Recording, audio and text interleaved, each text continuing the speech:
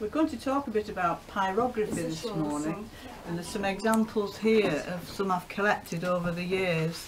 These ones are from round Switzerland, with the famous flowers and painted on. This one is a special one I picked up in St. Petersburg. I wonder if you know what might be in this lady. Anyhow, in that you keep your bottle of vodka. But I dropped the bottle of vodka. And it's kind of a jewellery box from Switzerland or Austria. And this is a stamp we can use, but this is from Nepal. A special stamp that I could use. This is another pyrography with the different kinds of patterns.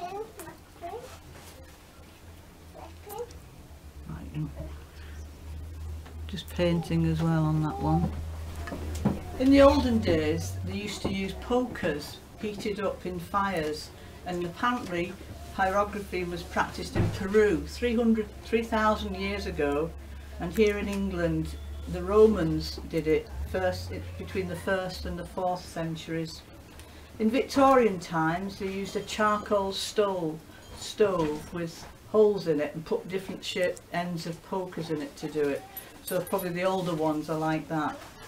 These days we use what we call electric pyrography machines. This is the current one that I use, and it has a very fine needle at the end, and it's very, very versatile. And this particular one, you can adjust the temperature on it as well, which is very, very useful because different woods can be harder or softer. This is another pyrography machine, which is called a hard point one. This is from America. It all fell out. And this has little points that you put in.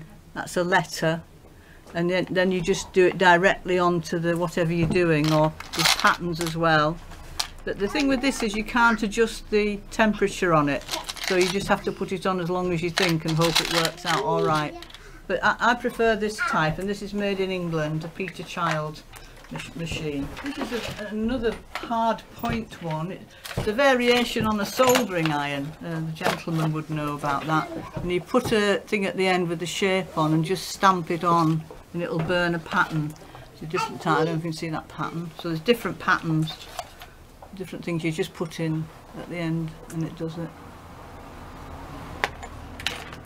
There's various ones go with that one, but that was the one I first used. But when you use the pointed bit to heat up and do it, it's very hard to control. So I think it's far better to use one of these type, because you can control the heat and use it much better. But that's an individual choice. These cheaper ones can cost about £20. They can be very expensive ones, 150, but this is about £99 to buy now, and it is excellent. You can use a little butane gas thing as well, tiny little one that's used for soldering, but I haven't tried that yet. Get those, you can get those from Wilko's. Sorry, you can get the wire brushes from Wilko's. The thing with these now is about safety, and I realise I've got a cough now, and I think it's with doing the pyrography. I call it pyrographer's chest. So I'm a bit wary now, but there are machines you can buy to draw the smoke out to keep people safe. But if you later on you're likely to get asthma or cancer or something, it's quite frightening really, and it's put me off doing it for a while. But you can get these machines, but they're £155. But, there are many books on pyrography, and they're available at Amazon. Just look up pyrography, and there's a lot of ones there. And to find the supplies as well, if you look on the website, pyrography supplies, there's various places that you can get them from. Now I'll talk about the materials. You can use pyrography on leather or wood. That's what it's mainly been done with, and you can buy the pre-cut shapes like these, and you can put your patterns on those, or you can do nice boxes. And I've done a few name things for people's houses. So that's, you can buy those from the works. They're quite cheap, at £1.99 or £2.99. Another thing people like are me to do wedges. So I usually put piece on that one for the door wedge. People always want those.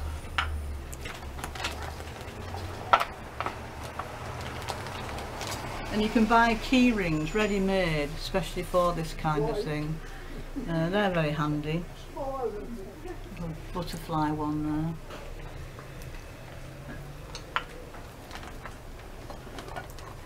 there. Egg cups, put somebody's name on. And at Christmas time, people are very interested in having a pencil for the children to have their name put on and decorations on. And you can, I bought these from Asda, just plain wood, so they're quite easy to get hold of. Not all year, but they are available. And another thing is offcuts. I picked up, used to be a bobbin factory at Kirby Stephen near where I live, and they used to have all these little pieces of wood that were not used. They were going to chuck them out and to make bobbins, and I can do plaques, say Happy Christmas on those for on somebody's Christmas table. That's another partly made bobbin. You can see the tree on that one. And you could put things for on a table, anything you can write on those. And you can use bits of plywood. Have to be a bit careful you don't go down to the glue, because that's not good for you, but you don't need to do that. Got that one ready to pyrograph in the garden. People like those because they're very handy for putting on the door when you're gardening. And the other thing is you can cut your own. That's a little reindeer for Christmas, and this is one I cut on with a scroll saw and then did the pyrography on it. I'm not very good at scroll saws, I'm afraid, but you can. That's a good way of being able to get the shape. You could do a guitar, and then use for things like that. So those are the materials. Another little box. You can buy all these on the internet, and plaques. And another thing people like are rolling pins.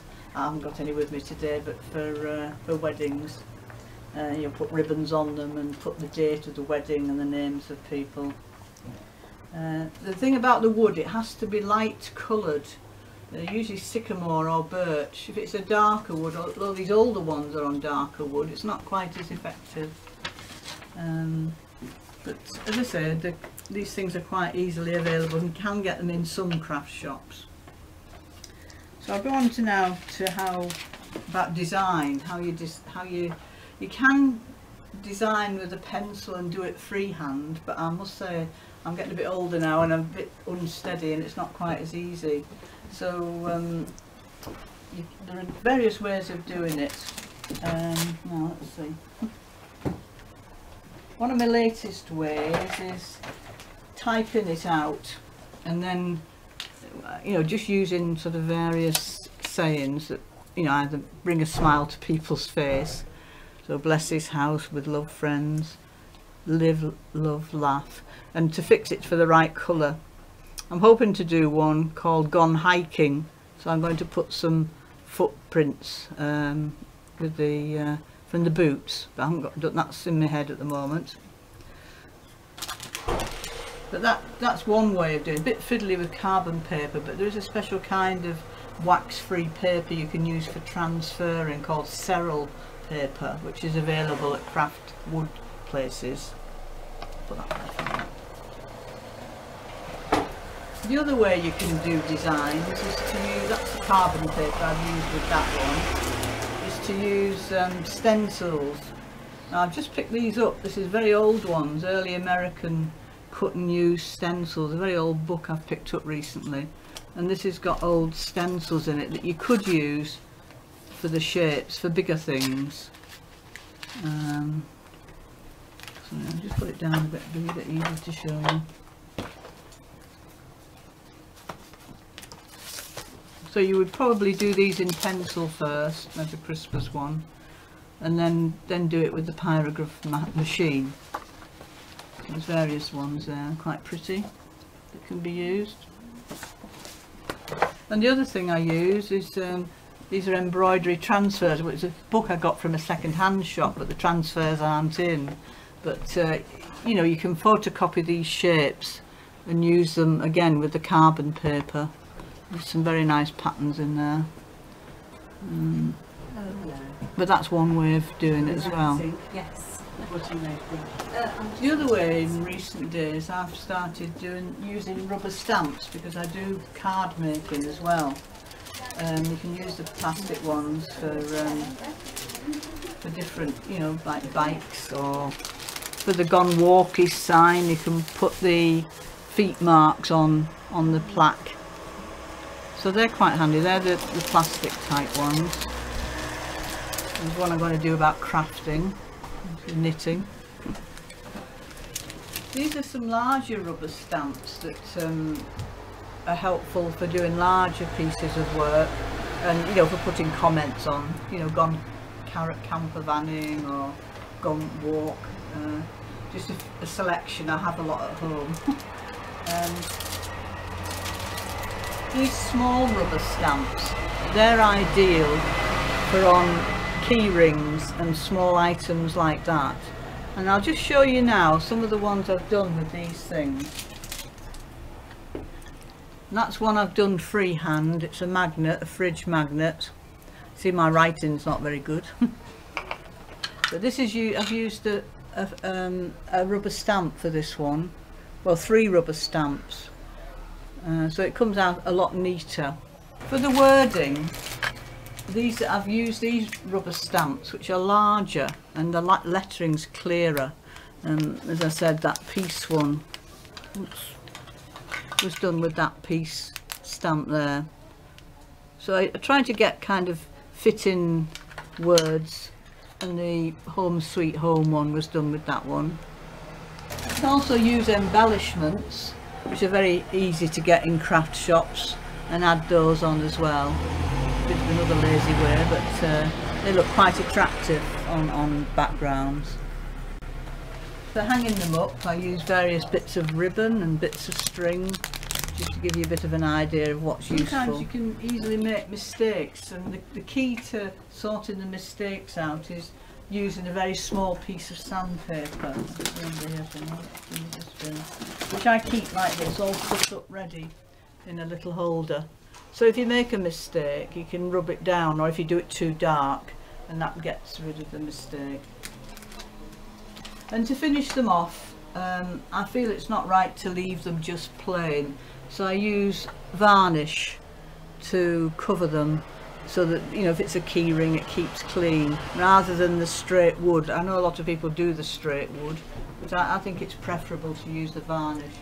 It's not cheap, that's about £4.25, but it's good stuff, and it's water based. And you can of course paint on these as well, but I haven't got any here today that are painted. So right, we'll get on with the work now. Well, this is just to show you how to use the rubber stamps, and to use a pad to get the make sure you've covered most of it. This is a little one of a little hedgehog, because we live in the country. We're doing this at Sedbergh, which lots of little hedgehogs around. So it's so just I hope it'll work. Hope it works all right. Just firmly put it on there.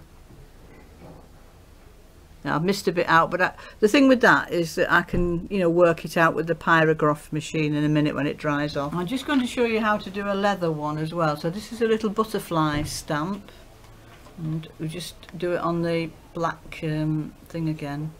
Make sure it's covered, all the black on it.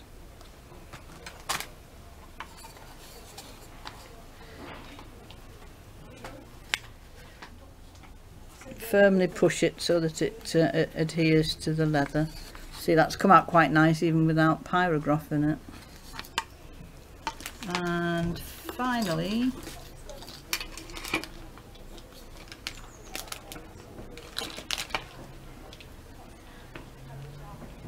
so we're just using this rather nice dragonfly for this other key ring.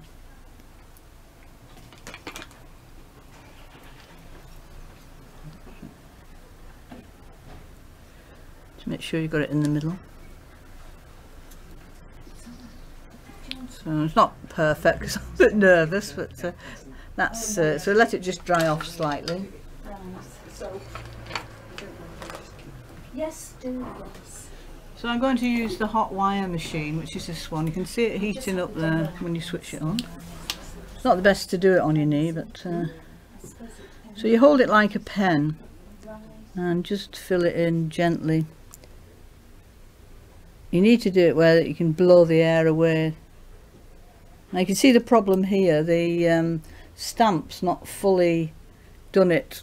So what I usually do is use the stamp as a reference.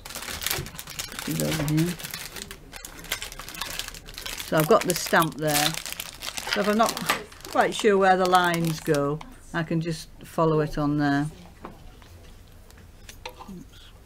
That's nice because this is the thing with this machine, you can adjust it. The actual temperature then was too hot, so it was, you know, over burning it, so you can turn it down.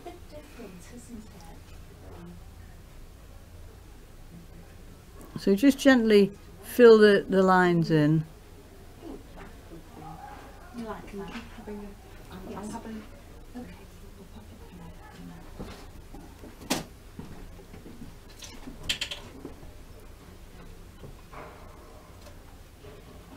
So that gives you a bit of an idea. I won't bore you doing all that, and I'll just show you these other ones. So this is the dragonfly one. So the same again, just fill it, follow the lines very carefully. And it's a bit fiddly, but you get there in the end. You would continue doing that, and what I do at the end, I just put little dots around the edge, which kind of finishes it off a bit, makes it nice.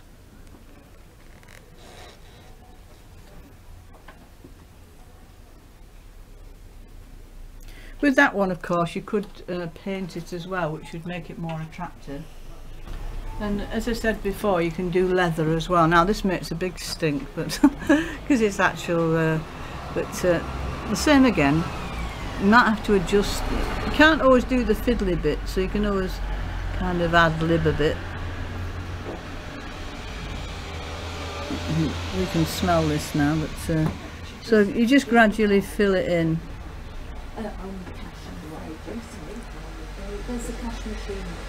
Like that, and just gradually fill it all in, and then I would just do it around the edge again. It just finishes it off. I find doing the dots like that.